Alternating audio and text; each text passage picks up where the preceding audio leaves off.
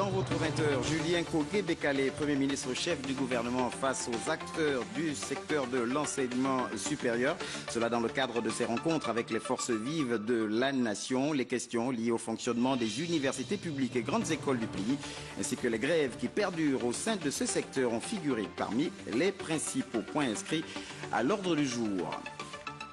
L'ouverture ce matin au PNLS, Programme national de lutte contre le sida, d'un atelier de formation des prestataires de soins des centres de diagnostic, de traitement et des centres de traitement sur la prise en charge des maladies de la tuberculose. Une formation organisée par le Programme national de lutte contre la tuberculose. Et puis la FAO, l'Organisation des Nations Unies pour l'alimentation en partenariat avec CBVIRA et l'OMS, organise depuis ce jour et ce jusqu'au 15 octobre prochain 2019 un atelier de lancement du projet sous-régional sur le contrôle durable de la rage humaine transmise par les chiens en Afrique.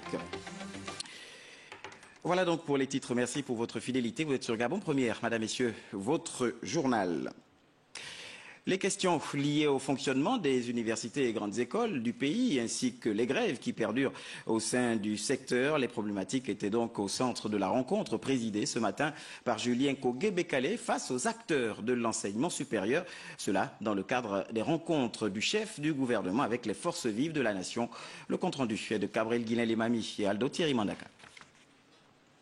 Redynamiser le secteur de l'enseignement supérieur, c'est toute l'importance de cette rencontre entre le Premier ministre chef du gouvernement, Julien Kogué-Bekale, et les acteurs de ce ministère, parmi lesquels les recteurs des universités publiques, les directeurs généraux des grandes écoles, le personnel du Centre national des œuvres universitaires et les représentants des mutuelles. Parmi les problèmes soulevés au cours de la dite rencontre, ceux relatifs aux infrastructures universitaires, la bonne gouvernance et les fonds alloués aux universités publiques. Dans les sous-régions d'Afrique centrale et d'Afrique de l'Ouest, les budgets des institutions d'enseignement supérieur sont passés de manière exponentielle de l'unité à la dizaine de milliards de francs CFA. Nous voulons réaffirmer ici le bien fondé de cette conception positive qui invite l'administration financière nationale à reviser, en ce qui concerne les établissements d'enseignement supérieur public, la notion d'argent public. Tour à tour, les représentants des syndicats et du personnel du CNU sont revenus sur la non-prise en compte de leurs revendications ainsi que sur les questions liées à la retraite des enseignants et aux services rendus. Les points de revendication portent sur la régulation de situation administrative, la prise en compte du dernier salaire de base dans le calcul de la pension retraite et le paiement d'indemnités de services rendus. Rappelons à cet effet que plus de 263 enseignants-chercheurs et chercheurs sont en attente de postes budgétaires. Les acteurs du secteur enseignement supérieur ont par ailleurs proposé au chef du gouvernement des actions prioritaires, notamment la réhabilitation des infrastructures, l'augmentation des fonds alloués au fonctionnement des universités publiques, ainsi que la mise en place d'une police universitaire. Voilà donc première rencontre du genre avec ce secteur. Elle aura été l'occasion pour le Premier ministre chef du gouvernement Julien Kogué-Bekale de témoigner sa reconnaissance aux recteurs des universités et directeurs généraux des grandes écoles du Gabon pour leur mission accomplie au quotidien, tout en prenant acte de leurs préoccupations et de celles des représentants des syndicats. On retrouve nos reporters. C'est en bon messager de la paix et du président de la République que le Premier ministre chef du gouvernement a pris acte des préoccupations des uns et des autres, tout en invitant les responsables des universités du Gabon à s'engager davantage pour que l'université gabonaise contribue à l'émergence de la société. En ma personne, ce sont des milliers de cadres de la nation qui parlent pour traduire à ceux qui incarnent la continuité de cette usine du savoir, qui irrigue les canaux de la nation depuis des années, de traduire l'expression de leur profonde reconnaissance. Dans un monde en profonde mutation, principalement porté par une économie du numérique qui impacte l'ensemble des secteurs, il nous appartient de répondre par de nouvelles offres de formation pour pouvoir aux emplois innovants. Des actes du gouvernement sont donc attendus avec la mise en place d'un nouveau mode de gouvernance qui débute d'ailleurs par cette première prise de contact, laquelle permet au Premier ministre de mieux cerner les réalités du secteur enseignement supérieur. J'ai conscience ait bien conscience des difficultés qui se dressent devant nous. Pour remporter ce combat, il faut à la base des équipes pédagogiques mobilisées derrière le même projet institutionnel, des plateaux techniques répondant aux exigences de performance, des outils didactiques suffisants pour tout vérifier par l'exemple. Par ailleurs, le Premier ministre chef du gouvernement a annoncé la nomination prochaine des responsables des universités et grandes écoles du pays. Allez, pour en parler à ce propos, on reçoit sur ce plateau Patrick Zogabekale. Patrick, bonsoir. Bonsoir Martial. Alors, on l'a vu à l'instant, le Premier ministre était donc ce matin à l'université Omar Bongo et dans plusieurs structures universitaires. Une visite au moment où le monde universitaire, justement, est plongé dans une nouvelle crise. Une crise née, justement, de la grève qu'observent les enseignants-chercheurs et qui paralyse l'institution depuis plusieurs mois maintenant. Alors, Patrick, quel sens, finalement, donner à cette visite du Premier ministre, chef du gouvernement, Julien Kogebe-Kalé? Alors, Martial, il faut dire que la question fondamentale que l'on doit se poser ce soir, c'est de savoir comment ramener la paix et la sérénité à l'intérieur de l'université Omar Bongo et des grandes écoles, comment stabiliser une institution qui renvoie dans l'opinion l'image d'un volcan en perpétuelle éruption. C'est tout le sens de cette visite ce matin du Premier ministre, chef du gouvernement, Julien Nkorobe-Kalé, au sein de cette institution. Le Premier ministre lui-même, ancien étudiant de l'université Omar Bongo, il y fut étudiant en faculté de droit, est venu, et vous l'avez suivi dans le reportage tout à l'heure, apporter le témoignage de l'engagement du président de la République, l'engagement des plus hautes autorités du pays à faire et à intégrer l'université au sein de la stratégie globale de développement du pays, celle du plan stratégique Gabon émergent qui vise et intègre l'université au cœur de la stratégie visant à créer la création d'emplois, la diversification de notre économie. Il faut dire que le plan stratégique Gabon émergent intègre 3 piliers, le Gabon vert, le Gabon des services, le Gabon industriel, et l'université Omar Bongo doit jouer un rôle important et décisif dans cette stratégie. Le Premier ministre a dit, et il a martelé avec force, que l'université, compte tenu de son impact social, doit intégrer les valeurs liées notamment à l'agenda 2063 de l'Afrique, qui veut que les nouvelles technologies, la formation, l'éducation contribuent à la valorisation et à l'élévation du niveau de connaissance du monde africain. Alors, effectivement, cette crise qui paralyse depuis plusieurs mois, on l'a dit, le secteur de l'éducation, on a l'impression, avec le message du Premier ministre, que les plus hautes autorités ont quand même une oreille attentive, puisque le Premier ministre n'a pas manqué de louer le sacerdoce et la mission accomplie au quotidien par les recteurs et les responsables des... Tout à fait, Martial. C'est cela un peu. Le Premier ministre ici est venu faire œuvre, une nouvelle fois, de pédagogie répétitive et explicative, à la suite notamment de sa rencontre il y a moins de 48 heures. Et on allait le dire justement avec l'administration publique.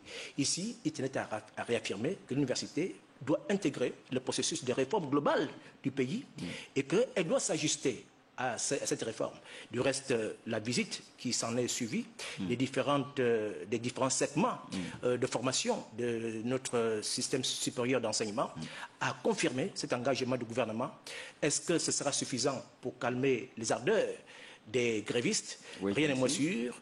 Ce qui est sûr, c'est que ce matin, on a observé une certaine forme d'accalmie, une certaine forme de trêve.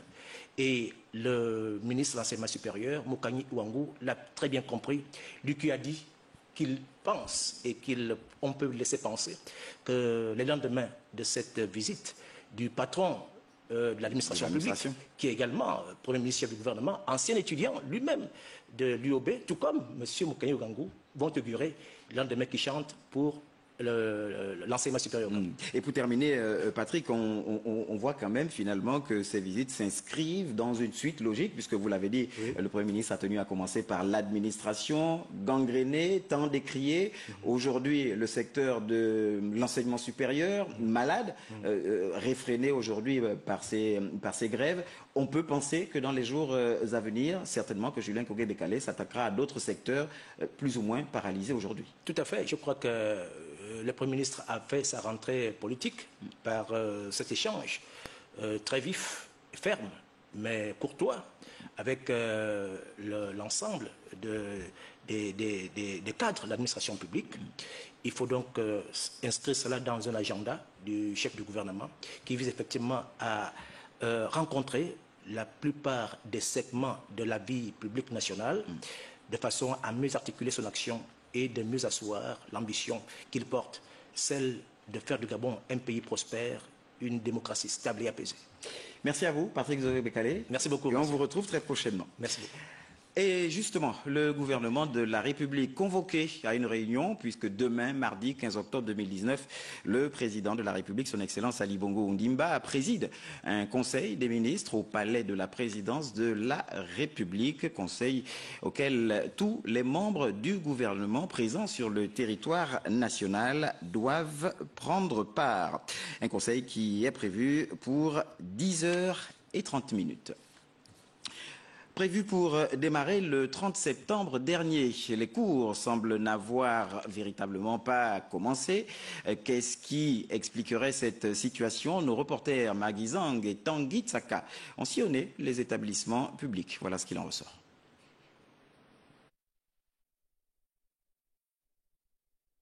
Former les prestataires de soins de santé, des centres de diagnostic, de traitement et des centres de traitement sur la prise en charge du patient tuberculeux est l'objectif de ces assises. La tuberculose, qui est une maladie infectieuse, est encore importante dans notre pays parce que le nombre de cas enregistrés en 2018 est autour de 6 000 cas par an. Donc ça veut dire que notre prévalence et notre incidence est encore élevée et nous place parmi les pays à forte prévalence de la tuberculose. Et donc, pour vraiment améliorer et étendre les moyens de lutte, nous voulons vraiment décentraliser la prise en charge de la tuberculose dans les autres formations sanitaires pour qu'elles puissent intégrer comme les autres maladies. Une formation initiée par le Programme national de lutte contre la tuberculose qui va s'étendre sur 5 jours. Nous avons reçu un panel de prestataires de soins, des médecins, des infirmiers, des travailleurs sociaux et nous allons les entretenir sur cette problématique, comment gérer la tuberculose dans notre pays en leur montrant différentes thématiques, notamment un certain nombre de notions générales sur comment se transmet la maladie, comment éviter, comment traiter et comment suivre ces malades lorsqu'ils sont sous traitement et comment faire en sorte que les familles puissent les accepter et qu'ils puissent également participer dans le suivi du malade. Ces hommes et femmes de la santé vont donc acquérir des rudiments nécessaires pour la prise en charge des malades de la tuberculose dans les centres de santé de Libreville et ses environs. Décidément, la rentrée scolaire qui a du mal à commencer, cet élément nous a fait faux bond. Vous avez pu reconnaître la voix de Pélagie Mbuiba qui, elle, nous parlait de cet atelier de formation des prestataires de soins, des centres de diagnostic, de traitement et des centres de traitement sur la prise en charge des maladies de la tuberculose, organisé donc par le Programme national de lutte contre la tuberculose. La formation se tient depuis ce matin du côté du PNLS, Programme national de lutte contre le sida. Et les images étaient bien sûr d'Arnaud Mengue. Cela dit, le vaccin contre la tuberculose est certainement sur le point d'être trouvé, grâce notamment aux études que mènent des chercheurs du Centre de recherche médicale de Lambaréné.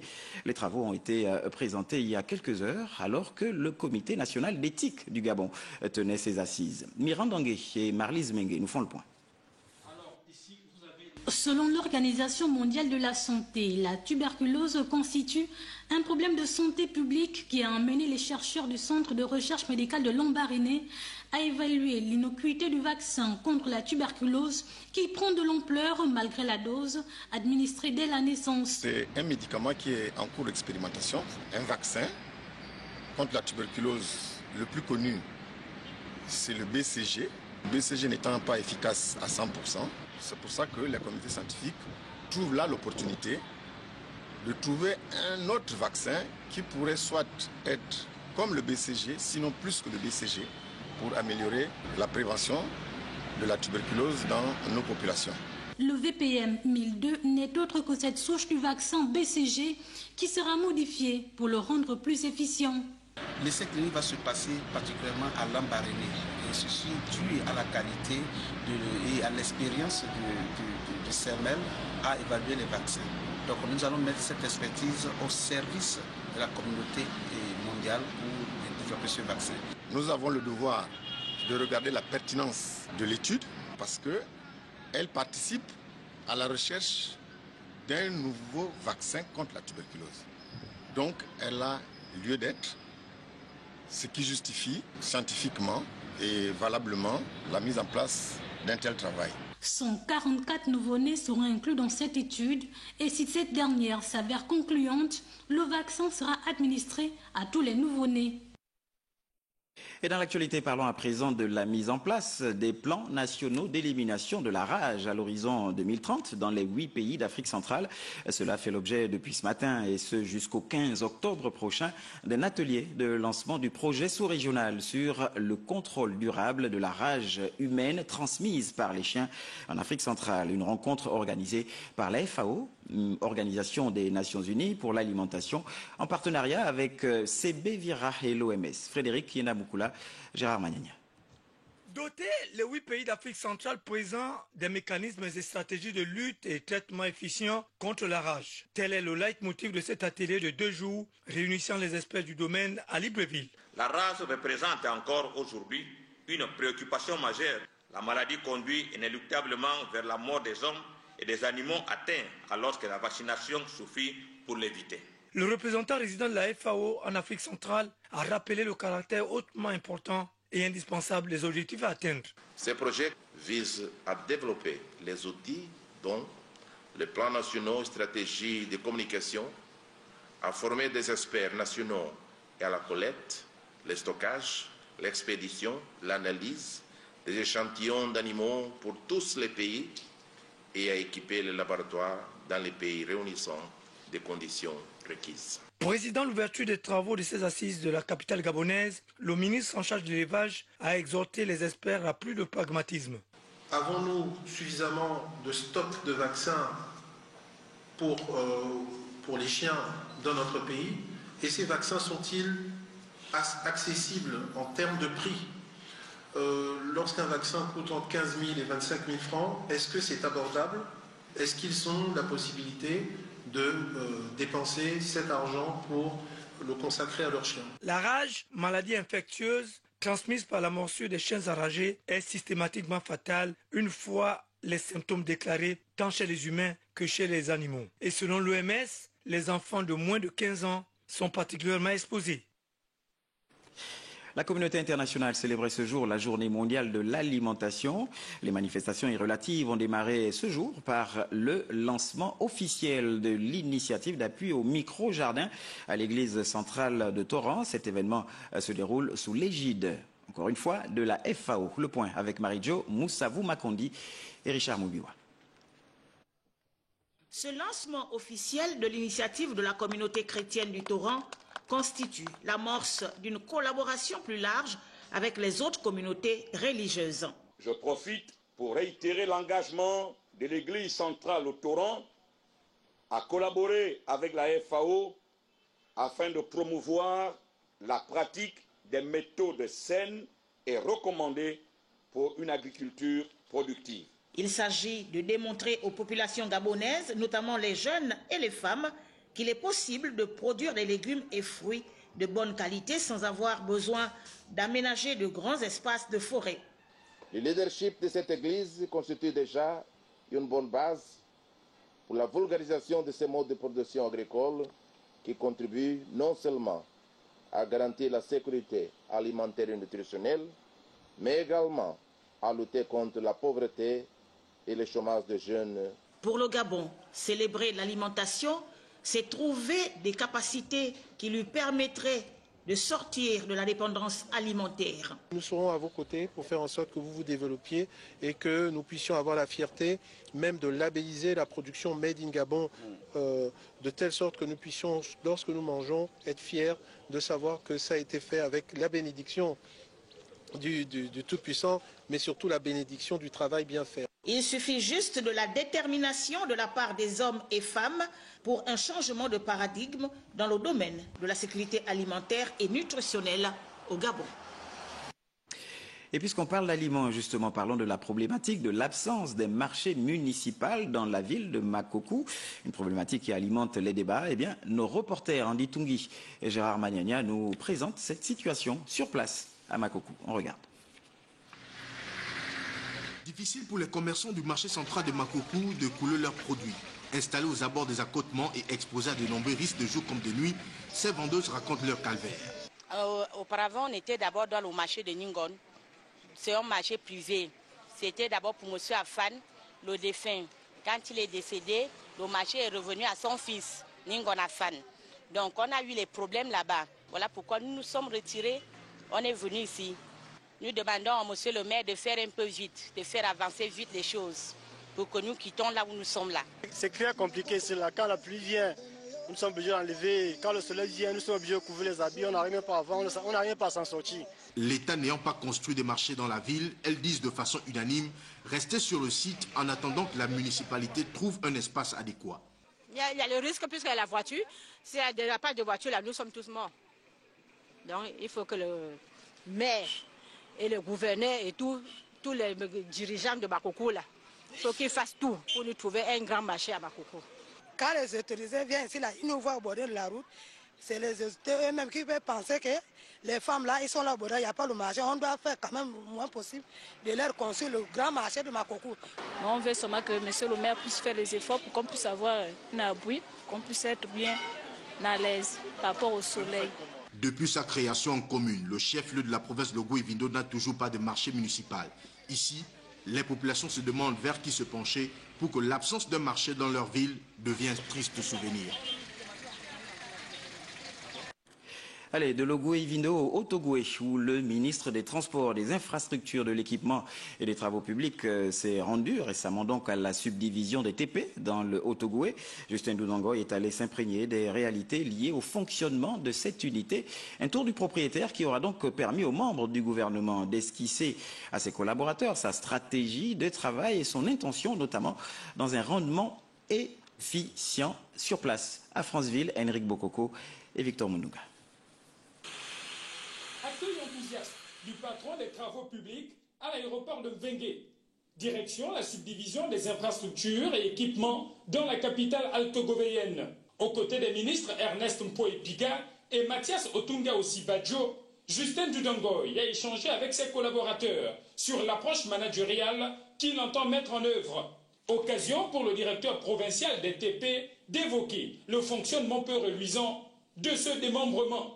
Permettez-nous, Monsieur le ministre, de porter à votre attention quelques préoccupations qui nous freinent dans le bon fonctionnement de nos unités, à savoir l'absence de lignes budgétaires pour le fonctionnement de nos services, déficit en personnel technique, absence de clôture des subdivisions et de la direction pour sécuriser les matériels et les personnels, et la réfection des bâtiments administratifs. Engagé à redynamiser ce pont dont il a la charge, Justin Doudangoy se veut être pragmatique. Cela dit, une stratégie sous fond de perspicacité sera mise en branle. La route est une priorité principale ou essentielle pour le président de la République. Nous, travaux publics, nous sommes attendus dans l'aménagement et l'entretien de routes secondaires. Nous devons nous asseoir sur les subdivisions, sur les directions provinciales. En mettant en scène la solidarité gouvernementale, Justin Doudangoy a pris langue avec ses administrés. Objectif, asseoir une méthode de travail axée sur l'atteinte des résultats probants. Ici, à la subdivision des TP à Franceville, pour Gabon Première, Henrik Bokoko et Victor Moudunga.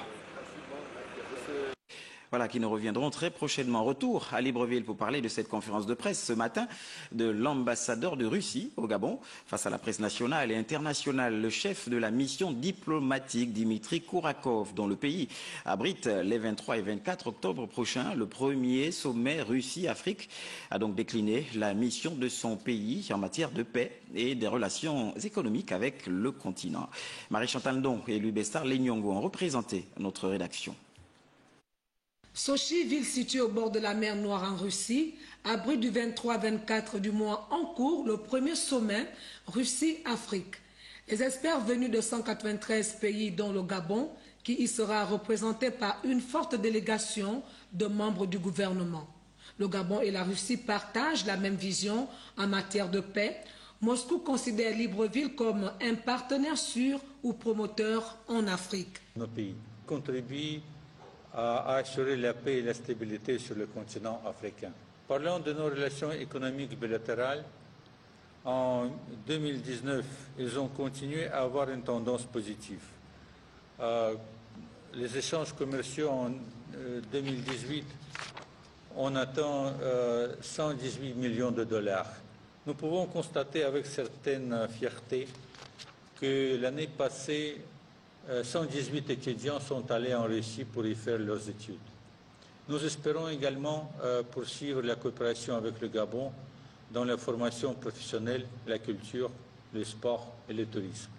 La Russie, qui a engagé une offensive diplomatique, militaire et économique sur le continent africain, entend mettre à profit ces rencontres pour explorer avec ses partenaires africains des pistes de coopération et d'investissement mutuellement avantageux. Moscou ne désespère donc pas que ce forum Sochi débouche sur le renforcement de sa coopération économique et commerciale et à un accroissement de son volume d'investissement sur le continent. Et puis pour la boucle, retour sur la journée citoyenne célébrée tous les premiers samedis du mois. Tradition respectée donc du côté de la mairie de Libreville. C'était du côté donc du Centre national de gérontologie, gériatrie de Mélène. Cette délégation était conduite par le 4e adjoint au maire, Karim Nzegui. Le point avec Octavie Yolanvé. La mairie de Libreville, aux côtés de la société Agli, était récemment du côté du centre de gériatrie de Mélène. Objectif, améliorer le cadre de vie des patients en respectant par la même occasion la journée citoyenne instaurée par les plus hautes autorités. Vous l'avez dit, tradition respectée au niveau de la mairie centrale. Sur instruction du maire Léon Dué, tous les départements techniques se doivent d'honorer à cette journée citoyenne dont l'initiative est du chef de l'État. Pourquoi le choix du site de la gériatrie? Vous savez que nous avons les personnes d'un certain âge qui y vivent et qui suivent des soins justement dans ces locaux. Et nous avons estimé qu'il faut vivre dans un environnement sain. Et pour accompagner donc cette initiative du chef de l'État, le maire Léon Dué a bien voulu que le site de la gériatrie de Mélène soit le site par excellence pour que cette journée citoyenne soit honorée. Émue par le geste posé à l'endroit de l'institution dont elle est l'une des responsables, la surveillante générale a exprimé sa reconnaissance envers les bienfaiteurs. Notre service était dans un état d'insalubrité et surtout que les personnes âgées, autant fragiles, ne peuvent pas vivre dans cet état. Donc pour cela, pour moi, merci aux autorités, merci au maire de Libreville. Nous comptons sur vous pour revenir la prochaine fois parce que des actions renouvelées sont toujours la bienvenue pour le bien de la personne âgée. Donner du sourire, secourir les plus vulnérables, mais surtout accompagner les personnes du 3e âge, la mairie de Libreville veut en faire un credo. Allez vous rappeler officiellement que sous la haute présidence de son Excellence Ali Bongo Ondimba, président de la République, chef de l'État, le Conseil des ministres se tiendra demain, mardi 15 octobre à 10h30 dans la salle habituelle au palais de la présidence de la République. Tous les membres du gouvernement présents sur le territoire national doivent prendre part à cette réunion. Allez, je m'en vais vous rappeler donc les titres qui ont constitué cette édition d'information. Nous avons parlé de ce face-à-face ce matin entre le Premier ministre chef du gouvernement Julien Kogué-Bekale avec les acteurs du secteur de l'enseignement supérieur. Les questions liées au fonctionnement des universités publiques et grandes écoles du pays ainsi que les grèves qui perdurent au sein de ce secteur ont figuré parmi les principaux points à l'ordre du jour. Dans votre 20h, nous avons également parlé de cet atelier de lancement du projet sous-régional sur le contrôle durable de la rage humaine transmise par les chiens en Afrique centrale. Un atelier organisé par la FAO, l'Organisation des Nations Unies pour l'alimentation, en partenariat avec la CBVIRA et l'OMS. Et puis l'ouverture également du côté du PNLS, Programme national de lutte contre le sida, d'un atelier de formation des prestataires de soins des centres de diagnostic, de traitement et des centres de traitement sur la prise en charge des maladies de la tuberculose, une formation organisée par le Programme national de lutte contre la tuberculose. Allez, avant de retrouver donc le 23h qui vous sera présenté par Wivine au Vendant, nous vous laissons bien sûr avec la sagesse africaine qui nous dit ceci: qui se blesse soi-même ne se manque pas. Comme quoi, le mal ne vient pas toujours d'autrui. À méditer jusqu'à 23h. Bonne suite des programmes sur notre chaîne et à demain, 20h.